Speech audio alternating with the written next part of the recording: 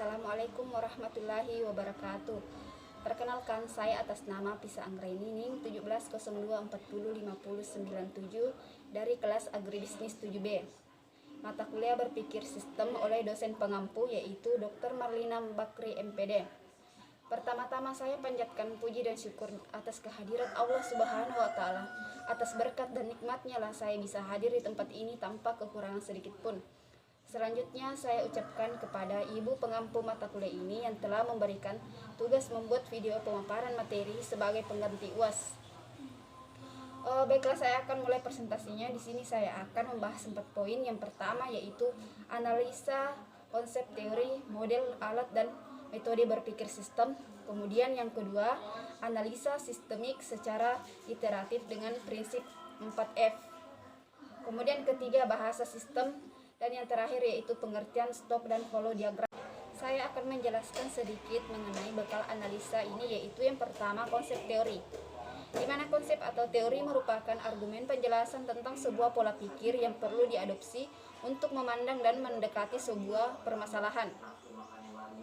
Sebuah konsep biasanya mengajukan bukti berupa penguatan pakar lain dari pandangan yang mendukung, pelemahan pandangan yang tidak mendukung, logika studi kasus, riset survei, dan lain sebagainya. Bukti-bukti ini diajukan dalam rangka membujuk pembaca untuk mengikuti pola pikir atau pendapat dari penulisnya. Kemudian yang kedua yaitu model.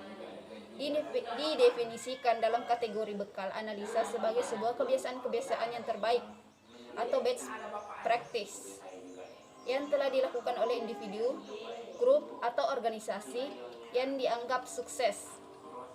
Kebiasaan ini biasanya dibedakan atau dibeda, kemudian dianalisa untuk dicari hubungannya dengan kesuksesan yang diraih. Tentunya ada pula model yang dianalisa karena kegagalannya, supaya menjadi pelajaran untuk tidak diulang kembali. Ketiga, metode.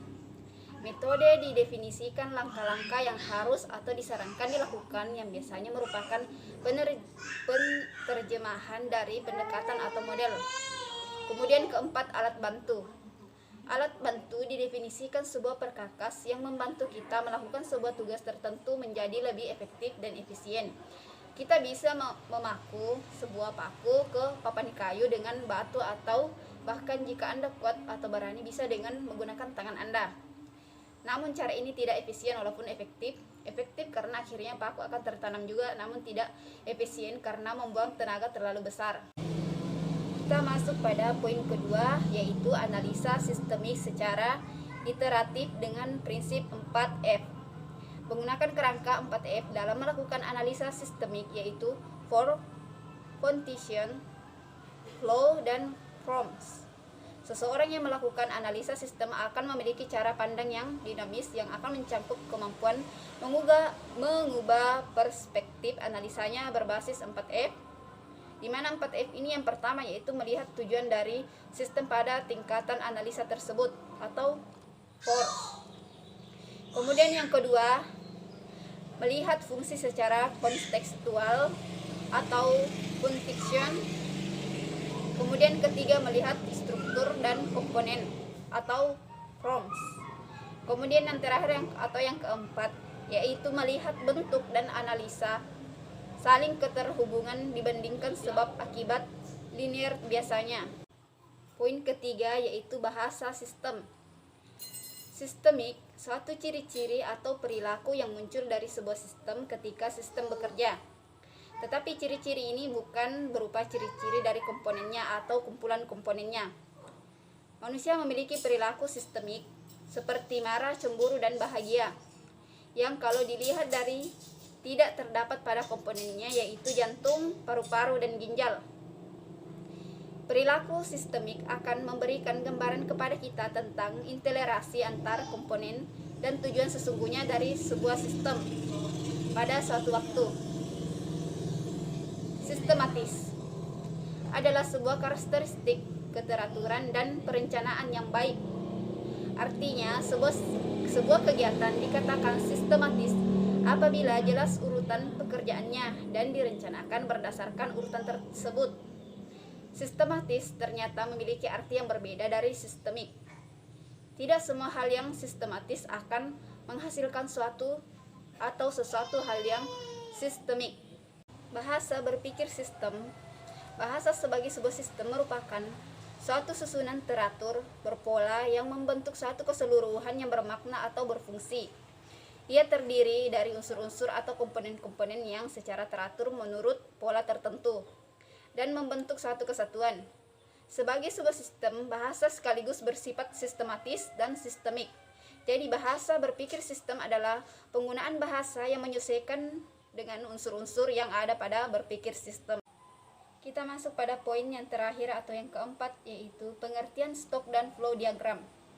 Stok dan flow diagram atau SFD merupakan pengembangan dari casual loop diagram CLD yang digambarkan dalam diagram yang terdiri dari dua jenis variabel, yaitu stok atau level dan flow atau rate di dalam pemodelan sistem dinamik. Stok, level, dan flow rate digunakan dalam mempresentasikan aktivitas pada suatu lingkaran umpan balik. Pemodelan dapat diartikan sebagai suatu perwakilan dari sebuah objek atau situasi aktual atau merupakan tiruan model dunia nyata yang dibuat virtual karena merupakan tiruan. Stok dan flow merupakan dua konsep utama dalam teori dinamika sistem. Stok atau level merupakan akumulasi dikarakteristikkan sebagai the state of the system dan menghasilkan informasi yang akan digunakan sebagai dasar untuk melakukan tindakan atau pengambilan keputusan. Suatu elemen dapat dikatakan sebagai sebuah stok bila elemen tersebut tidak dapat serta-merta berubah. Perubahan stok hanya disebabkan oleh perubahan yang terjadi pada flow. Flow menggambarkan aliran yang berubah sesuai fungsi waktu dan merupakan proses yang langsung mempengaruhi stok. Flow menggambarkan adanya gerakan materi dan informasi dalam sistem, sehingga flow menggambarkan aktivitas yang terdapat pada sistem. Flow menyatakan suatu aktivitas atau kebijakan yang akan mempengaruhi level dan menggambarkan laju perubahan suatu level.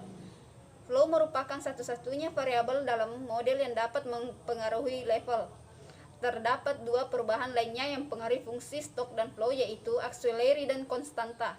Auxiliary adalah perubahan yang bersifat dinamis, berubah jadi fungsi flow dan digunakan untuk membuat hubungan yang menjadi eksplisit. Selain itu, auxiliary ini digunakan untuk menunjukkan bahwa sebuah perhitungan harus dilakukan. Sedangkan konstanta adalah perubahan stok yang akan bersifat tetap, tidak dipengaruhi oleh lainnya. Itulah beberapa materi yang dapat saya paparkan, kurang lebihnya mohon dimaafkan. Saya akhiri dengan ucapan wabillahi taufiq wal hidayah. Assalamualaikum warahmatullahi wabarakatuh.